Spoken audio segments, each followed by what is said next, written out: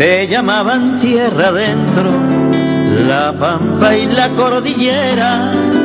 Ahora sí, en ¿Y vos qué pensás? Por Radio Tortuga 92.9 estamos presentando al analista político Aurelio Argañarás con su columna de los sábados, hoy titulada La fantasía de copar la Plaza de Mayo. Hola Aurelio, buenos días.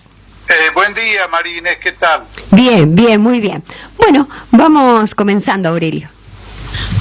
Bueno, antes de abordar el tema específico de la columna, yo quería hacer una especie de comentario marginal o introductorio, señalando que para superar el ánimo actual, la amargura que nos embarga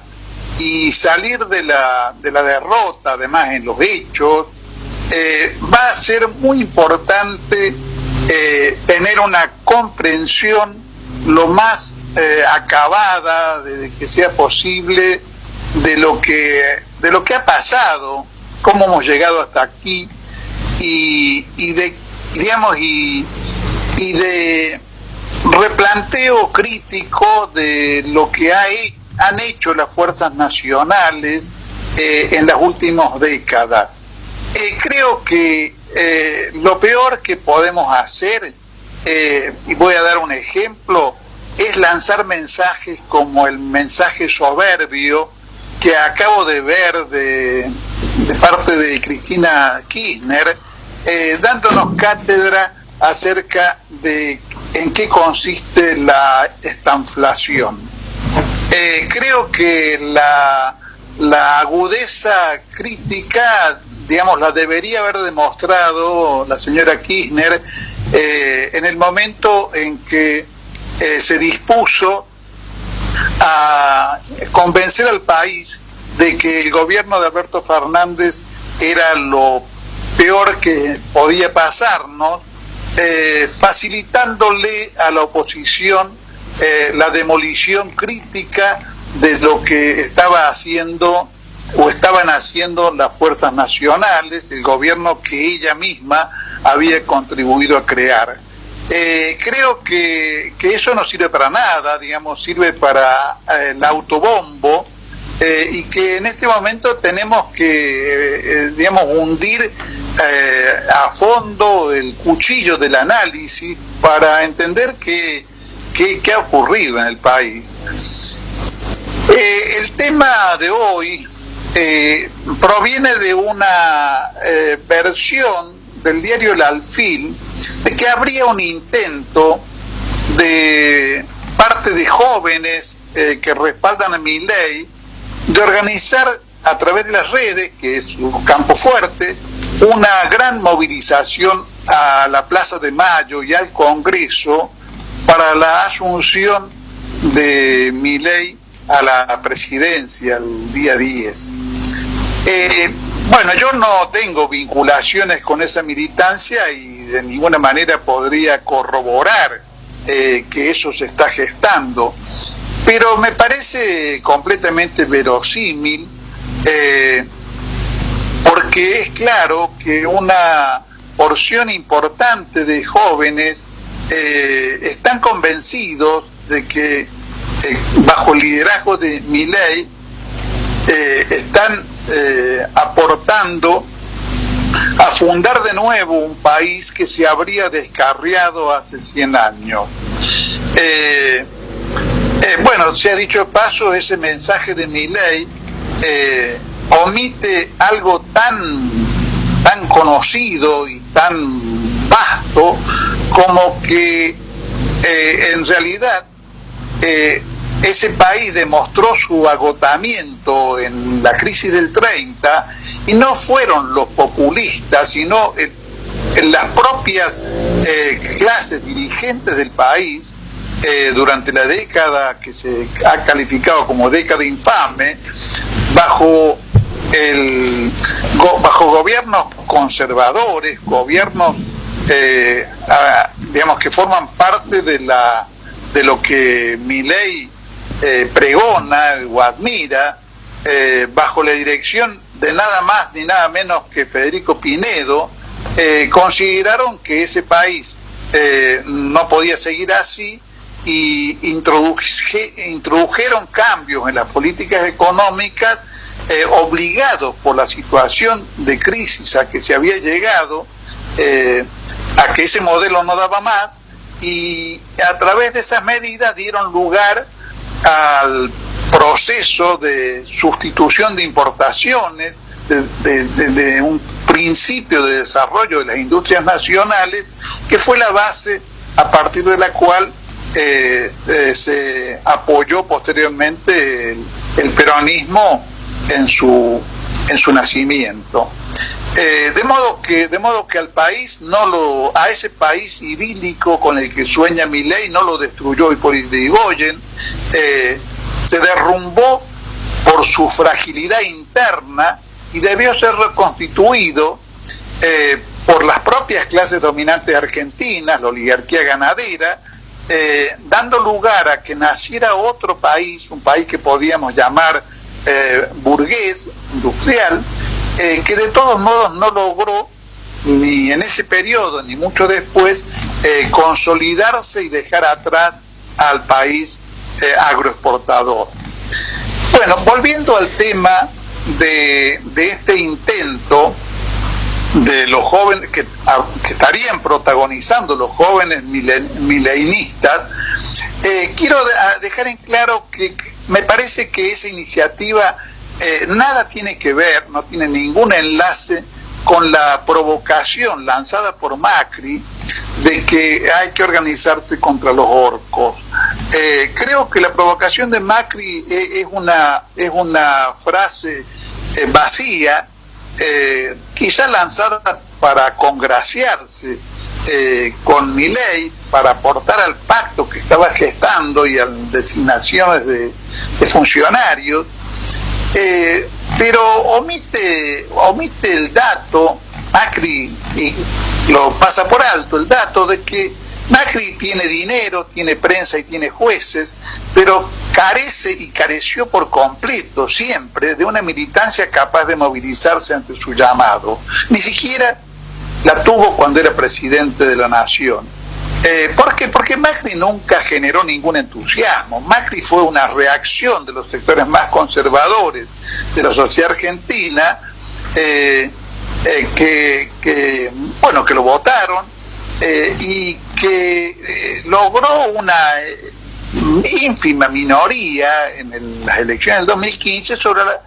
aupado por los errores del último gobierno de Cristina, que se habían autosuicidado al campo nacional con la ruptura y la descalificación del movimiento obrero y la CGT, y la persistencia suicida en gravar con impuesto a las ganancias a los salarios de una porción significativa de trabajadores que en esa situación votaron por Macri. Lo de Milei es otra cosa, aun cuando pueda responder o responda o tenga el respaldo de los mismos sectores económicos sociales del poder económico concentrado que respaldaron a Macri. Pero Milei generó una especie de fervor expectante en sectores de la juventud, particularmente los varones, que debe ser interpretado, y eso es parte del objeto de esta columna, porque si no, no entendemos nada. Creo que una de las cosas que debemos plantearnos es qué significó para muchos, particularmente población juvenil, la famosa motosierra. Yo tengo la impresión de que la motosierra solamente puede entenderse como algo que generó entusiasmo, en tanto y en cuanto los admiradores de Milei la vieron como el símbolo de una especie de promesa de cambio de fondo, de cambio radical. Radical en el sentido de raíz, no de la UCR. Ese cambio radical, esa promesa de cambio radical, de ruptura con el sistema, creo que estaba relacionado, como hemos visto todos, con el señalamiento de un culpable o de un hipotético culpable. El culpable tenía el nombre de la casta, y la casta estaba constituida por el sistema político argentino, digamos, ¿no? En su momento, Milei metió dentro de la casta a todos los demás, tanto al oficialismo todavía actual como a Juntos por el Cambio, a los radicales, al PRO, criticó incluso el gobierno de Macri, bueno, toda una cantidad de cosas que ya sabemos. Pero es importante dejar establecido que la casta cumplió en la promesa de Milei, o en la búsqueda de un culpable por parte de Milei, la misma función que en la propaganda nazi, y no estoy diciendo con esto que Milei sea nazi, porque no tiene absolutamente nada de nazi, la misma función que cumplió en el caso de la propaganda nazi el ataque a los judíos. O sea, la casta era el señalamiento de una especie de chivo expiatorio que en realidad al cual se le atribuían las culpas, que si vamos a ser serios, provienen de la persistencia en la Argentina de núcleos de poder económico concentrados en el agro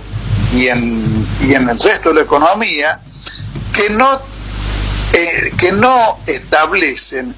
a la Argentina como la plataforma a la cual quieren enriqueciéndose, sino que usan a la Argentina como una plataforma desde la cual, a la cual no apuestan. A la Argentina en realidad la desprecian profundamente, y a la cual usan como plataforma para la fuga de divisas y el parasitismo económico. Esa es la única casta verdadera que hay en el país. Pero Milei la sustituyó por la casta de los políticos. Y ahí aparece una segunda pregunta que no puede soslayarse si queremos comprender de qué estamos hablando. ¿Por qué la casta pudo ser utilizada como chivo expiatorio? Y creo que la razón fundamental, que no se puede soslayar si queremos realmente superar la derrota y prepararnos para crear una nueva realidad, es que la casta hizo mucho para ganarse ese lugar, porque como mínimo se puede decir que el sistema político, el sistema de los partidos populares, no dieron respuesta a las expectativas y demandas del pueblo argentino durante los 40 años que llevamos de democracia. Eso no se puede negar, y de ninguna manera negarlo significa rechazar a la democracia, pero no se puede negar porque si no fuese así, no estaríamos después de 40 años de democracia en la situación en que estamos, con un descrédito generalizado del sistema político y con una sociedad que vive en la zozobra, con un 42% de población en la línea de la pobreza. Pero acá digamos, viene la necesidad de problematizar la situación, y esto tiene que ver con el título de la columna. La motosierra, por la ideología y los intereses que representa Milei y que están poniéndose claramente de manifiesto en la conformación del gabinete con el que va a gobernar, y en muchas de sus promesas, que como él mismo dice, constituyen un ajuste, la motosierra no puede cumplir con lo que ha sido para los jóvenes la promesa de Milei, no la promesa explícita, no los contenidos que ha expresado en la campaña, sino lo que los jóvenes han visto, han creído ver en Milei, y para investirlo de atributos mesiánicos que podían resolver la situación argentina. Eso no es así, porque no es así, y tiene mucho que ver con esta cuestión, porque aún en el caso que yo no creo que pueda descartarse de que esta convocatoria fuese auténtica y lograra llevar una multitud el 10 de diciembre a la Plaza de Mayo o al Congreso, y al Congreso, como pareciera ser que se proponen los jóvenes, eso representaría solamente un idilio que tiene que romperse rápidamente, porque cuando algunos opinólogos un poco frívolos creen que Milei puede construir una base semejante a la que construyó Hitler con las juventudes hitlerianas, pasan por alto unas diferencias abismales, porque Hitler, siendo lo que fue, siendo un monstruo, siendo un autoritario, siendo un nazi, digamos, en definitiva, no se puede ignorar que Hitler puso en pie la economía alemana, rearmó a Alemania no solamente desde el punto de vista bélico, preparándose para la guerra, sino puso en pie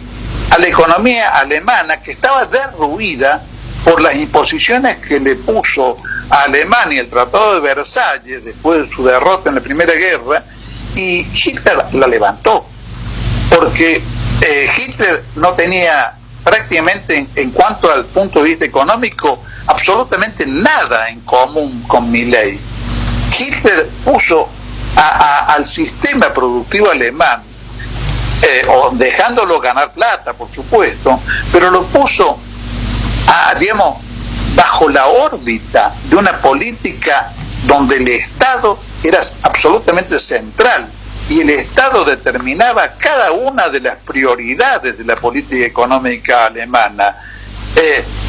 con un sentido imperialista, pero dentro de los términos de lo que significa una política imperialista, profundamente nacional,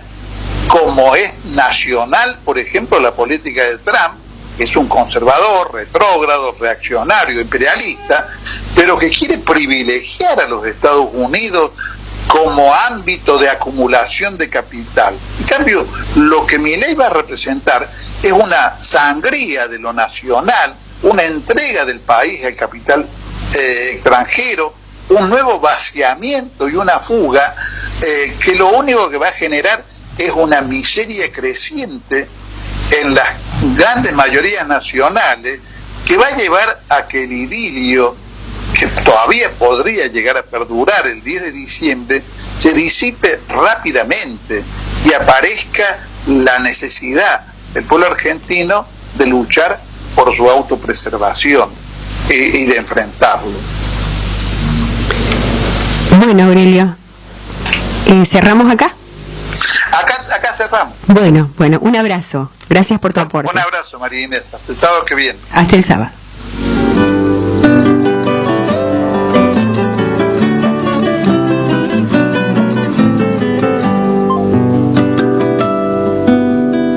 Empiezan cuando en la escuela no hablan del común destino, ni explican por cuál camino llegamos a ser despensa, ni enseñan por qué avergüenza a veces ser argentino.